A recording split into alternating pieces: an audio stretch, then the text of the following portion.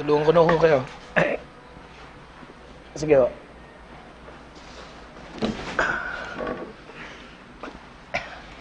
Ay, salamat. Kamusta na ho yung tatlo? Ay, mabuti naman. Yung dalawang lalaki nasa Nyugan tumutulong sa pangangarit.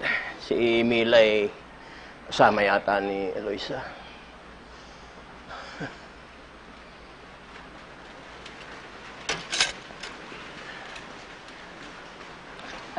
Tulungan ko na ho kayo. Ay, ako na. Maupo ka lang dyan. Salamat ho.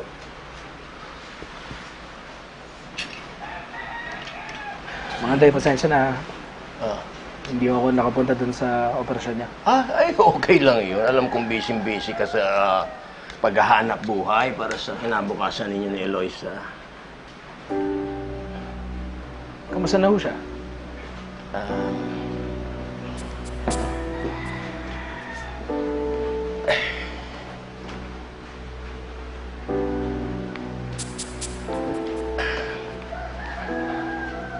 Ako'y hindi naman sa nangihimasok, ano. Tapatin mo nga ako. Ano ba ang problema ninyo ni Eloisa? May pinag-awayan ba kayong matindi? O, Andoy, huwag ka nang makialam. Ay, hindi naman ako nangingialam. Gusto ko lang malaman yung totoong nangyari para matulungan ko itong manok ko. Ay, hindi niyo naman kailangan ng tulong. Hindi ba, Lucio? Kaya pumunta yan dito para magkaayusan na sila, hindi ba? Ganun na ho. Sa totoo lang, mamaya alis na ho kami. Ayoko naman tumuloy kung hanggang ngayon galit pa rin sa akin si Eloisa. So, Ay, kung kayo, puntahan mo na lang sa trabaho niya at nang makausap mo. anong trabaho?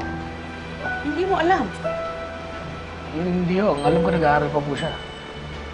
Naku, magtatatlong linggo na siyang nagtatrabaho. Mukhang marami nga kayong dapat pag-usapan ni Eloisa. Oo nga ho. Marami nga kung kami dapat pag-usapan. Nay, Tay. Si Richelle, girlfriend ni Lucio.